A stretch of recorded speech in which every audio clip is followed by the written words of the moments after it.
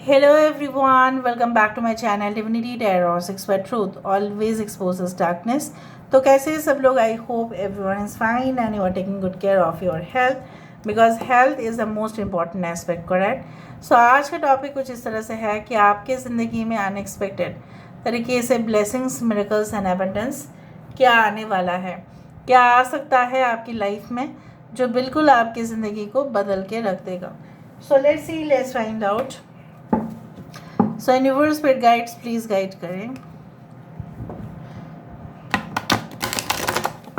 So definitely I hope कि ये reading सुनने के बाद और देखने के बाद आपको बहुत ज़्यादा खुशी होगी और आपकी ज़िंदगी में वो खूबसूरत लम्हे ज़रूर आएंगे।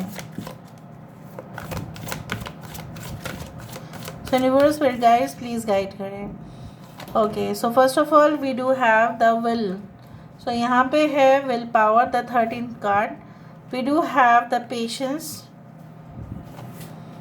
बिगिनिंग्स, वाओ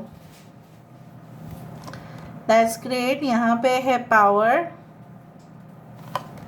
सो यहाँ पे है द अनएक्सपेक्टेड। तो आज का टॉपिक जो था अनएक्सपेक्टेड ही था, unexpected, unanticipated as well as unforeseen circumstances. तो वही होने वाला है आपकी ज़िंदगी में एंड डेफिनेटली रिलीज।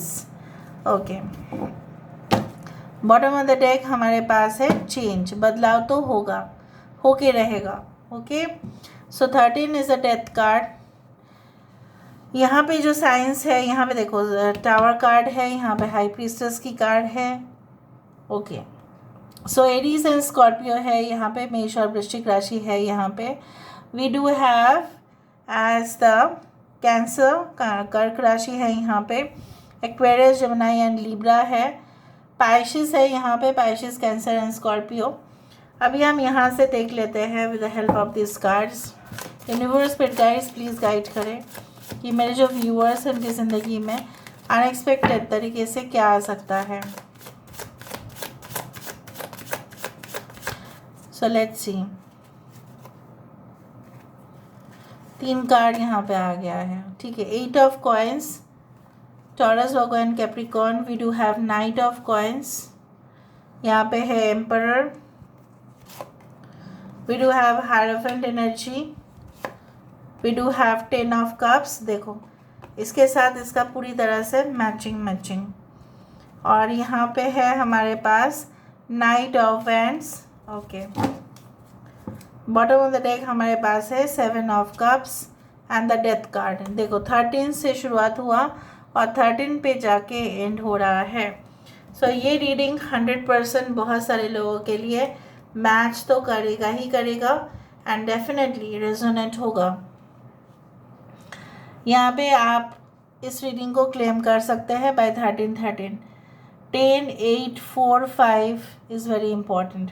हो सकता है in October month, April, August, May, June, July and April, specifically April can be important.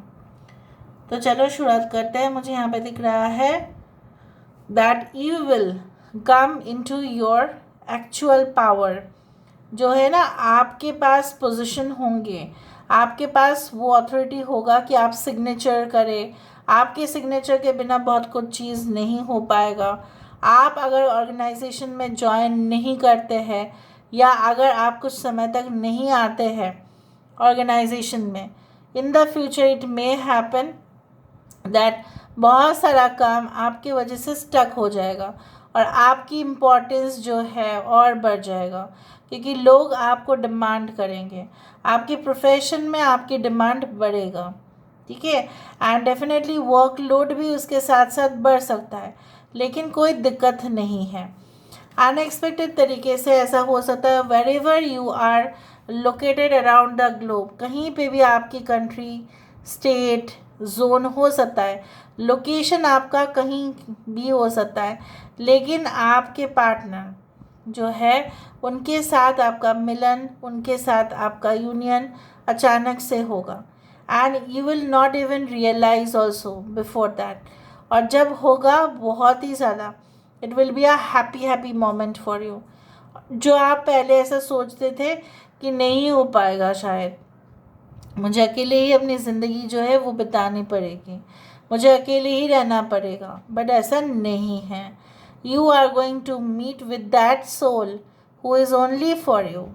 Okay, and I also do think so, जो आप ऐसा सोच रहे थे कि मेरी ज़िंदगी में जो बाधाएं हैं, रुकावटें हैं, वो कभी भी जाने का नाम ही नहीं ले रहे हैं। सो मुझे यहाँ पे दिख रहा है with your determination, with your patience and with your stamina and confidence, सारी चीज़ें जो रुकावटें थे और रुकावटें नहीं होंगे।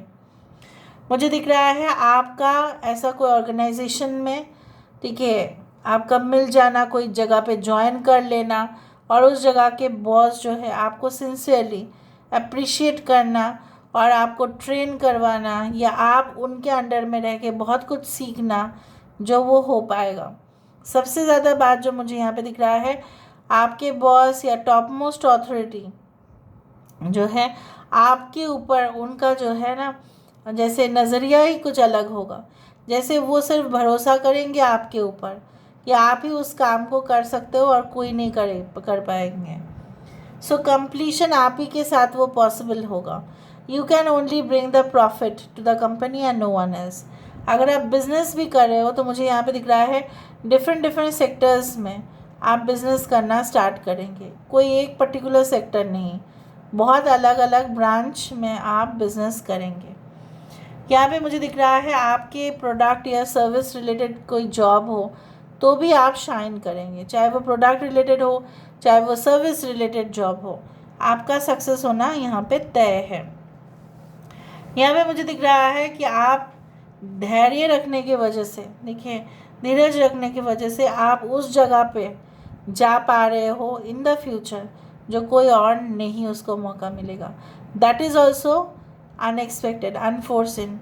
वो जगह पहले जाने के बाद आपको ऐसा लग सकता है कि क्या मैं यहाँ पे सेटल हो पाऊँगी, शायद मैं नहीं हो पाऊँगी, शायद मैं, मुझे कुछ समय तक यहाँ पे मुझे काम करने के लिए वीज़ा मिल रहा है, may be I have to return. But ऐसा नहीं होगा। You will have the chance to prove yourself that yes, you will work in the country forever and definitely you will have that permanent residency over there. जो लोग foreign countries में जाने की कोशिश कर रहे हैं उन लोगों के लिए मैं बोल रही हूँ। कुछ लोगों के लिए ऐसा हो सकता है कि आपका ऑलरेडी जो है उस जगह से आ गया है ऑफ़र लेटर, बट शायद आप ऐसा सोच रहे हो कि वहाँ पे ना जाके आप अपने ही जगह से कुछ क्रिएटिव स्टार्ट करें। That is also possible. लेकिन आपका ऑल एट ए टाइम, ठीक है, डिफरेंट गोल पर फोकस करना एट ए टाइम मैं बोल रही हूँ। Don't put all the eggs in one basket, otherwise they will be broken, ऐसा माना जाता है। It's a philosophical statement. Don't put all of your eggs in one basket, it will break, टूट जाएगा वो। सो कहीं ना कहीं पे आप अपने एनर्जीज़ को फोकस ना करें सिर्फ एक ही डायरेक्शन पर, ये फिर अलग हो जाएगा, फिर वो कुछ नहीं होगा, रिजल्ट ज़ीरो हो जाएगा। At a time you must prioritise one goal only. यहाँ पे मुझे दिख रहा है जो चीज़ बिल्कुल ख़त्म हो गया था, वो चैप्टर ही ख़त्म, शुरुआत होने का नाम ही नहीं ले रहा था, वो फिर से शुरुआत होगा। सो रीन्यूअल, री इमर्जेंस, ठीक है, री appear of someone also in your life whom you thought yes I have lost all the connection। अभी देख लेते हैं कि आपको और क्या मिल सकता है इन द फ्यूचर जो बिल्कुल अनदेखा है, अनसुना है। What is unseen, what is unheard, but definitely coming towards you। आपका कुछ ऐसा भी हो सकता है कि जैसे आप कोऑपरेशन एक्सपेक्ट कर रहे थे लोगों से, मे बी आपको नहीं मिलेगा, बट दूसरे जगह से वो लोग आपको हेल्प करेंगे, कोई और आपको हेल्प करेगा, जिनसे आप उम्मीद कर रहे थे वो शायद नहीं करेगा। ये भी दिख रहा है मुझे। Playfulness, we do have fighting, we do have mind, and bottom of the deck 6 of swords. So यहाँ पे जो चीज़ आपका दिखाई दे रहा है कि ऐसा कोई होगा ज़रूर कि आप तो शॉकिंग पोजीशन पर आएंगे। इधर तो वो कार्य कुछ इस तरह से करेंगे, इधर तो वो झोल करेंगे कुछ इस तरह से। कोई ऐसा भी हो सकता है कि कोई आपको मैनिपुलेट करने की कोशिश करे, कोई आपको प्रोवोक भी करे, कोई आपको मिसलीड भी करे, but at the end of the day you will be overcoming a difficult position in your life. आप सारे जो डिफ़िकल्ट पोजिशंस है उसको ऑटोमेटिकली पार कर जाओगे, ठीक है, क्योंकि आपके इनर कॉन्फिडेंस जवाब देगा.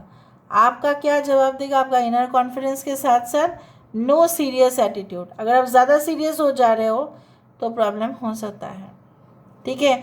बट ऐसा तो ज़रूर कोई होने वाला है, ऐसा तो ज़रूर इवेंट होगा कि जहाँ पे आपके हो सकता है कि आपको ऐसा लगे कि ऐसा भी कैसे हो गया, तो नहीं होना चाहिए था.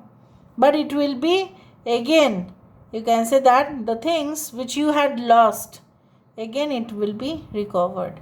So this is all about today's reading, guys. I hope you like it, and if you like, please do share and subscribe. Thank you so much for being with me. Love you a lot. Take care of yourself, and bye.